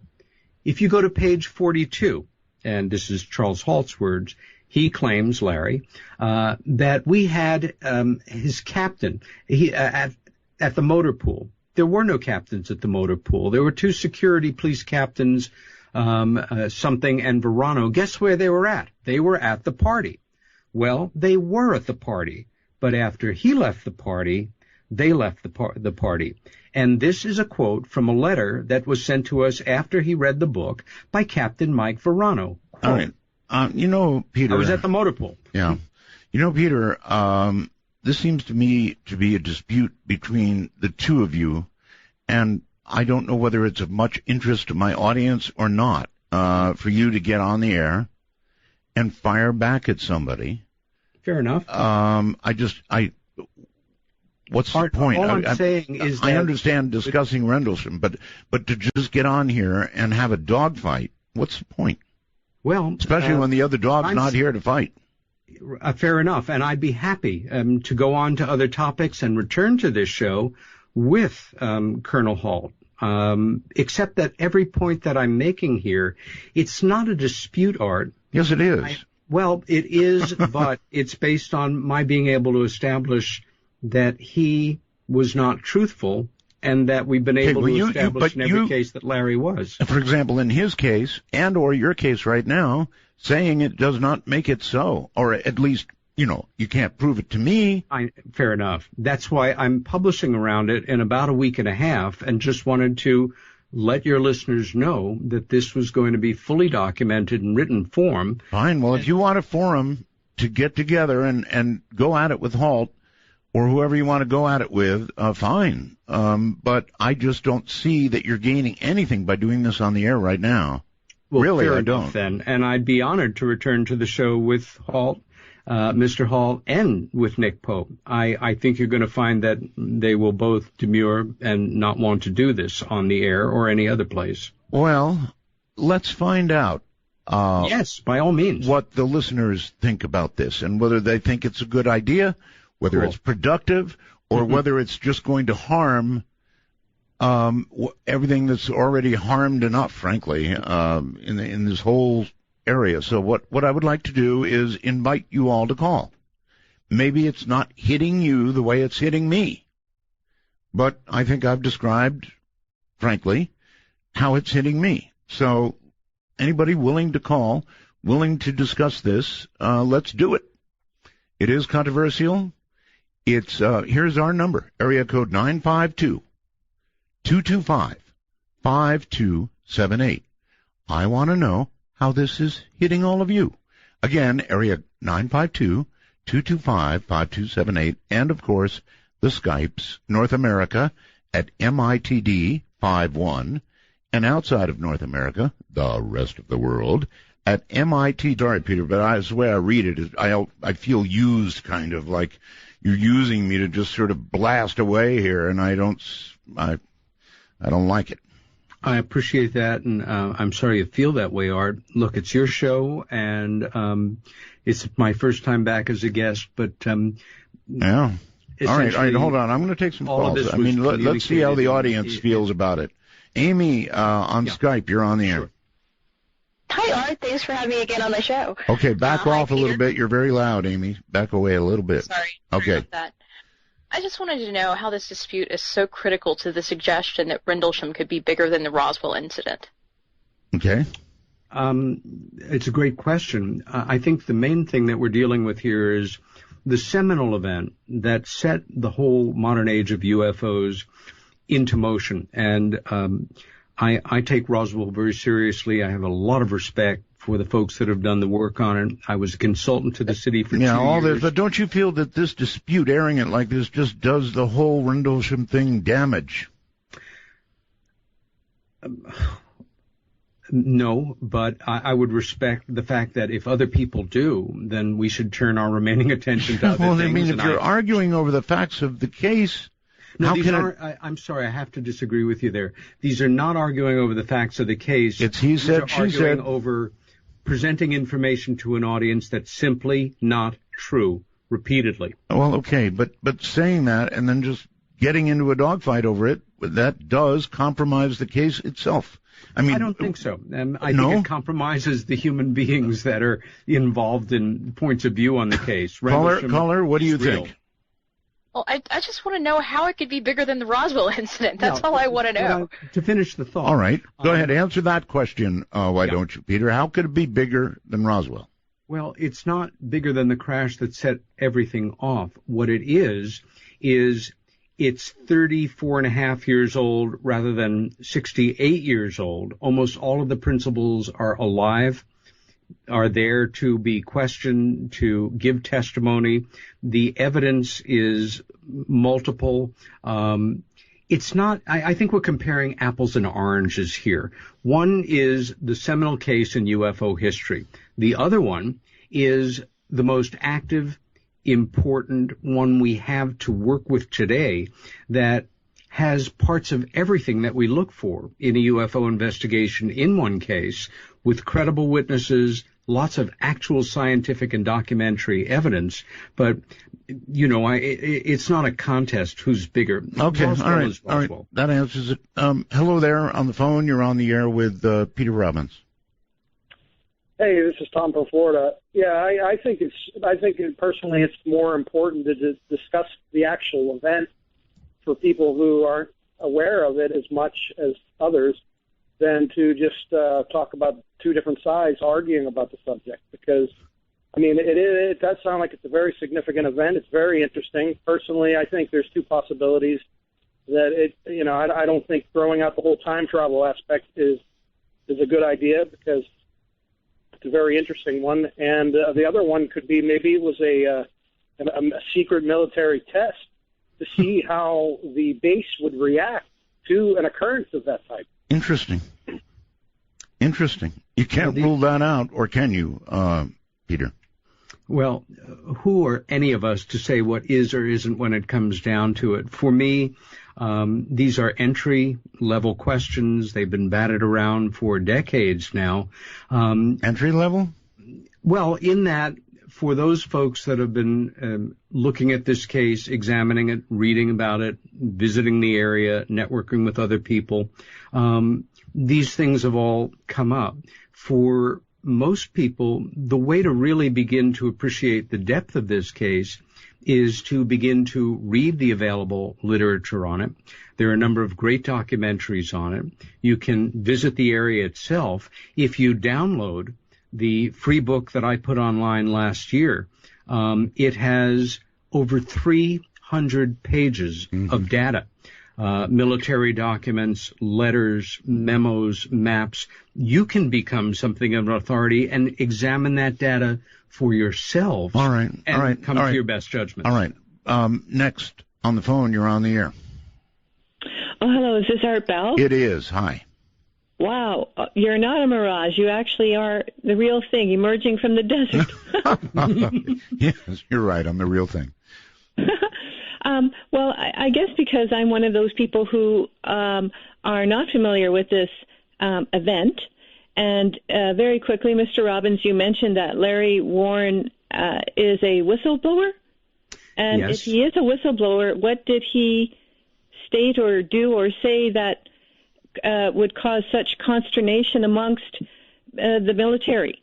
That's a great question. And I apologize to everybody who is not familiar with this. What I should do is, now that folks know that I have an issue with this and that I will be responding to it in print, we'll be out in a week or so. I'll send you folks the link and you can put it online and read it for yourself. Yeah, let's take these questions. Larry Warren was a security police officer involved on the third night who decided that what was not even the event itself, but what these men were put through after the fact to frighten them, to keep them quiet, to confuse them, resulted in lifelong post-traumatic stress for many of them. Ask Peniston, ask Burroughs, ask Adrian Bustinza, who's going to be doing an interview for the first time ever on radio the night after this. Larry decided that when he left the service, suffering angry, anomalous health problems, that he had to find a way to make it public. And he left with an honorable discharge. And then in late 1982, he met a couple who introduced him to, and I'm sure you remember this name, Art, Larry Fawcett. Yes. Larry was a Connecticut State police officer who was also a UFO investigator, and he partnered up on an important book called Clear Intent, which was one of the first books to talk about the cover-up, and was actually the first book in print with something on the Rendlesham event. The first book on Rendlesham came out within a month or so in England called Sky Crash. Well, Larry Warren did an extensive series of interviews with Larry Fawcett. And Fawcett and his writing partner, Barry Greenwood, a ufologist and archivist, put that information into the form of a Freedom of Information Act action. That FOIA resulted in the release of a single-page document on Air Force stationery, even though it minimized the events, it redacted it, it made it in 2 days into 3, written 2 weeks after the fact, for many years until the Ministry of Defense started to release information on it. That was the only piece of paper officially confirming the event, and it was written and signed by the Deputy Base Commander, Lieutenant Colonel Charles Halt. That paper found its way to England. And on October 2nd, 1982, it exploded on the front page of the biggest tabloid in the world with Halt's name all over it. Right. Larry also, but under a pseudonym, and that hurt his career tremendously. And Warren, my co-author, is the man who is responsible for getting this story out. That's how he there you have became the whistleblower. Yes, the whistleblower. Does that help you, caller? Or did it confuse you? Well, I guess I'm going to parrot something someone said earlier about, are we looking back at ourselves with this event occurring? And Mr. Robbins, you were saying some people were abused or manipulated mentally or emotionally, and Yes. I'm just curious as to is this why this would occur in the first place. And I think I'm thinking about this, Art, because you had a guest on earlier, a different show, but basically he was able to communicate. He was able to communicate past the speed of light. Do you recall this show, Art, with using DNA and? Well, I recall, yes, a guest talking about DNA in technology not yet developed. Right, yes. and you started that show about talking about quantum mechanics or quantum That's physics. right. These are theories, and it's fascinating, but it's actually mind-blowing at the same time, right? Right.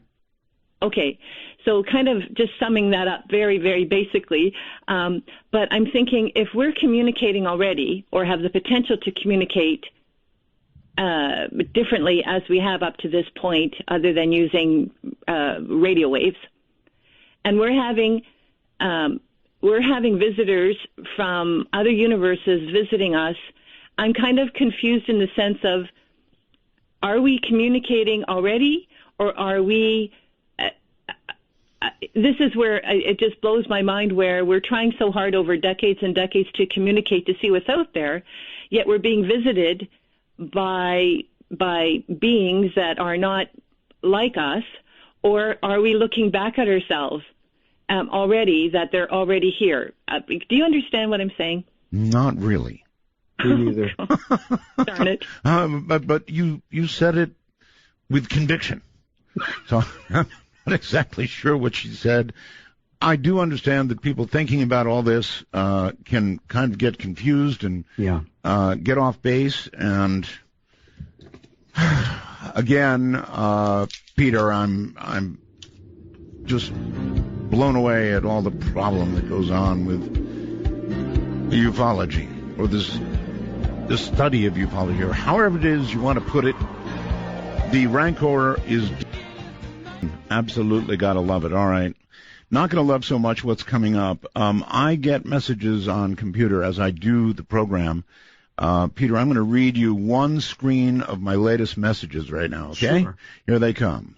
From Chuck. You're right, Art. Your guest is being argumentative, sounds like a crybaby, and it gives him a weak defensive tone, not good. Hope you can stick to the subject for the rest of the show. From Andrew, Art, glad you feel the same way. Sent a message earlier on here, then you expressed the same feelings on the air a few minutes later. I was excited for a classic UFO landing discussion, but what we got used for is his petty fight. Thanks for speaking up. Or from Jocko in New York City. Art, sounds like this guy's going to cry. What a baby. Totally discredits himself. Let the accused, which isn't him, defend themselves. Or D, initial only. Hey, Art, I got to say it for old time's sake. This guest, bonk. Mary, I hate to be negative, but this guy seems like a whining, pretentious fop. Scott in Andover. Well, I'm enjoying the show tonight. I don't feel a good use of airtime, though, to discuss nitpicking between Lieutenant Colonel Halt and Mr. Robbins. Mark says, I think the dispute being aired right now is not necessarily compelling radio, but it is very illustrative of the noise in this field that muddles the waters so badly. How much is disinformation and how much is ideological headbutting? And finally, Allison, that's where my screen ends at the moment, what I heard was petty, depressing, and unprofessional, or not professional. Let me tell your guest, please tell your guest to air his dirty laundry elsewhere. Most people don't want to hear this kind of thing. Your guest is making the other guy look better. And it kind of probably gets worse from there. What do you think, Peter? Well, I think I made the wrong decision to take the course that I did on the show, and I'm sorry I've disappointed your listeners. Well, I think it's just that, a lot of people think it's unfair when the other guy isn't there. That's I agree. And you should be aware that Larry Warren and I were barred from going to that conference when Charles Halt said all the things about him that were untrue. How could they bar you? He stipulated that Larry Warren would not be allowed in the hall if he showed up even with his 20 pounds. And that's a fact that is documented. So even if that's the cost to get in, 20 pounds, right? Yes, that's what they charge for. Well, he should have tested it then, brought his 20 pounds, laid it on the line, and see if they actually barred him. It was made very clear to us, Art, and you can check that out with Mr. Halt or the conference organizer. I'm not going to argue with any of this because I can't. Twin Cities, you're on the air. Hello.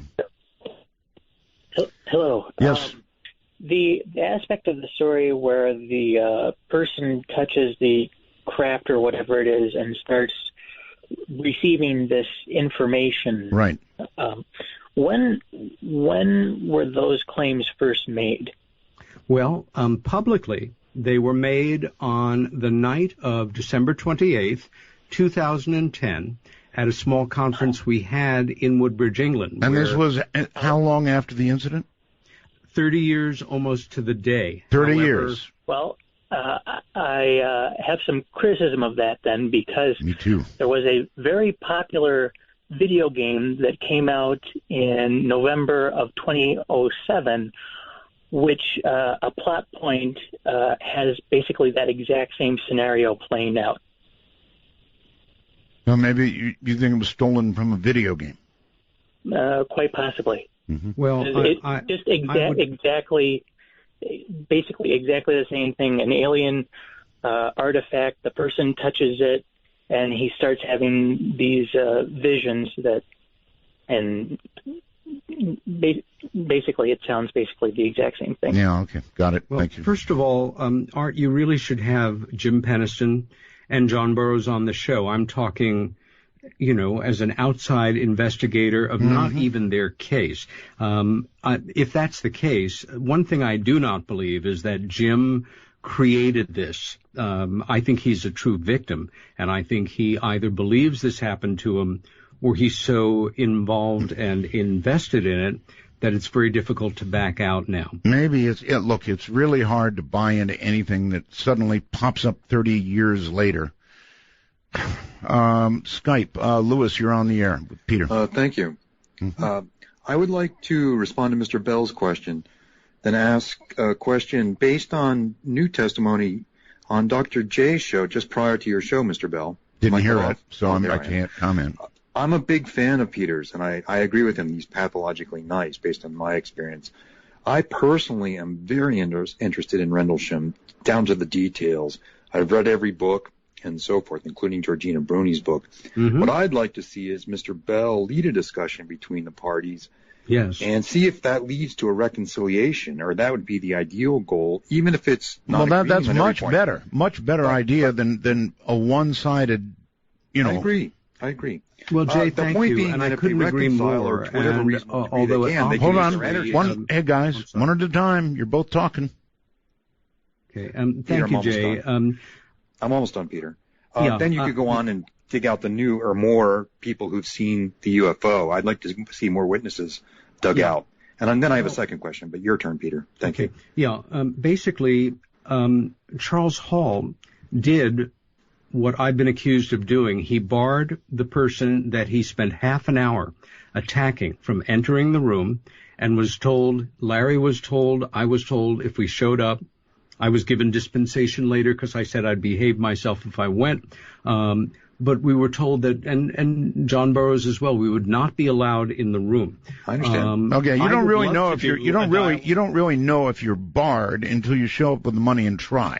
Well, my second observation, we were Mr. told. Robbins, Okay, hold it. You're both doing it again. Hold it. You're both talking. If we showed up. Caller, hold on. Peter, finish, please. Sure.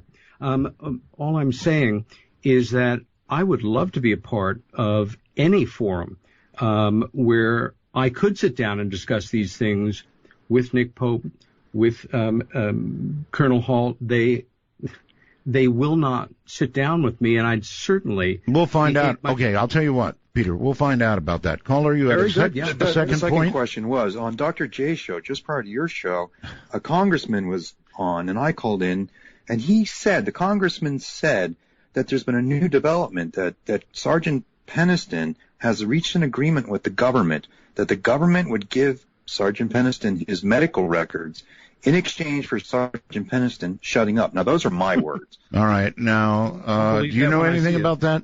Are you aware of that? No. No. Okay. Well, let's I don't know. Let's go here. Wherever here is, you're on the air, on the phone. Hi. Yes, hi. I want to ask a question regarding the UFO, and that Mr. Robbins is not very forthcoming with his information, and that is...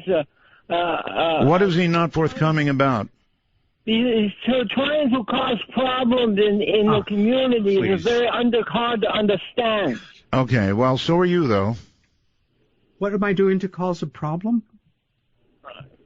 You don't have facts to back up what you say. Oh, no, I do have facts to back up what I say. Very much so. What caller, let's get specific. Caller, get specific. What are you talking about exactly? Oh, boy. Yeah, he's gone. He's gone. Okay. That's all right. We'll just move on because he didn't have anything to back up what he was saying. Hi there. You're on the air. Art, it's great to hear you back. It's good to be here. Thank you. Two things. Number one, great stance last night about your announcement about the radio stations and everything. Shout out to the Art Bell Midnight in the Desert fans on Facebook. We're all talking about you right now. Right. Okay, Peter, if I wanted to go this route tonight, I'm disappointed with tonight's show. I would have stayed home with my wife today and watched The Young and the Restless. It's just, you say you're a writer. You've had plenty of time to write this stuff up. Your issues with this guy. Could have gave it to Art. He could have put it on his website and said, "Hey, read this," and could have went on about other things. I'm disappointed. To me, it does a disservice to the whole. I don't know, the whole field, and it's not the right way to do it. There should be people to dispute this. If these are really important facts, I'm sorry. If these are really important facts, then Pope should be here, Halt should be here. We should agree. Yeah. Otherwise, it's just a smear fest. Well, that's what I'm responding to. A smear fest I understand. That happened. Everybody thinks that they're being smeared or misquoted or lied about or whatever. Everybody feels that way, and they've got their own version of the facts. And what stinks is it's still being talked about over and over and over. And if you provide those facts online, or like you said, you're a writer or publisher, you could have done that. There will be a book out on this in about a week and a half. All right. Well, everything in it. I'm sorry I even said anything more than that. Okay. Then in a week and a half, the truth can be known, right? Indeed. Yes. That would have been the time to do this, in my opinion, in a week and a half. You're right. It was a bad judgment call on my part, and we should have done a show on another subject. We should have. Jason, you're on the air. Hello. Hi, Art. Great to talk to you. I just wanted to give a shout out before I talk to you about Dark Matter News being awesome tonight. Thank you. Your guest seems to me like a sort of politician of UFOs. Every time somebody brings up a question to him, he sort of steers it to his grudge, and I don't know. I don't think. Well, that's what he came on tonight to talk about, this grudge. No doubt about it. And it's just weird radio. It's the weirdest radio I've heard in a long time. Well, radio is all kinds of things, sometimes weird. It's awesome. You do it the best. Thank you very much for the call. I appreciate it. And let me move on to the phone. You're on the air with Peter Robbins. Hi. Hi, Art. Always a pleasure to talk to you, the master of the late night format. Thank you. You kept your cool very well. I would not have. Nobody really wants to hear a chicken fight live on the air when there's only one chicken. This Rendlesham Forest Incident has been talked about a lot. It's on the Internet. It's everywhere. I would have liked to delineate points that are very hard to understand, maybe some facts that are not well known by the public. For example, the binary code that telepathed into his brain, and that was talked about many times. I would like to hear something about that, and I can still hear something about that. What I do not want to hear is any more chicken fights. Okay. I've got enough chickens of my own. All right, so the binary, thank you, caller, the binary code decoded said roughly what, Peter? Hello, Peter. Once again, you really are talking to the wrong person. All I have is out of the book. It is a series of 6 longitude and latitudes of mystical locations around the world. Right. A number of, but no message to mankind. Science fiction sounding phrases. No message to mankind. Coming from the year 8100, I think. 8100. So no message to mankind beyond these locations. No. Nick Pope theorizes that there may be a message within the message, and that someday the experts will crack it. My feeling is it is what it is, and it's a shiny object that's taking attention away from more serious aspects of the case. Okay. On the phone, you're on the air. Hi. Hey, Peter. Yes. Peter? Yes. Listen. I want to give you the benefit of the doubt. Even if he was smearing you or lying about things, isn't it more beneficial for the UFO community that you said gets little respect anyway if you focus your thoughts and your actions on what you can control, which is your work and the positive impact that you can have? I have focused my thoughts on my work for 35 years. I have had a positive impact.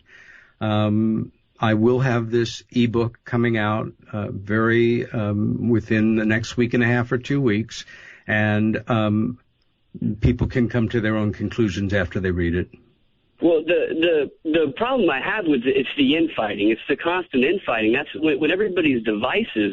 That's when it tears the whole thing apart. Well, I agree with you 100%. And there's one thing of infighting and bickering and people disagreeing.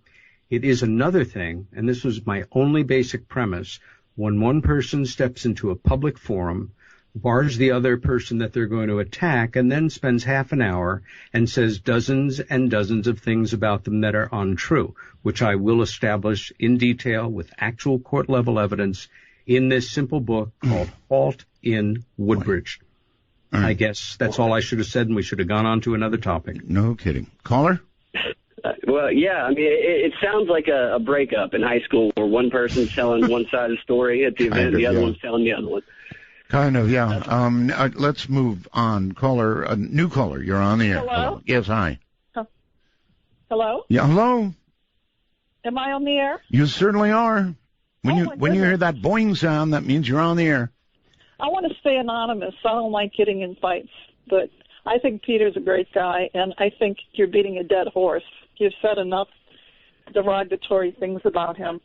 But anyway... I haven't said anything derogatory. Ma'am, I have simply repeated what people have either written on the Internet or have said here on the air. That's it. Oh. Well, anyway, I'm glad you're back. I think you're the all-time greatest, and it's just much happier that you're back on the air.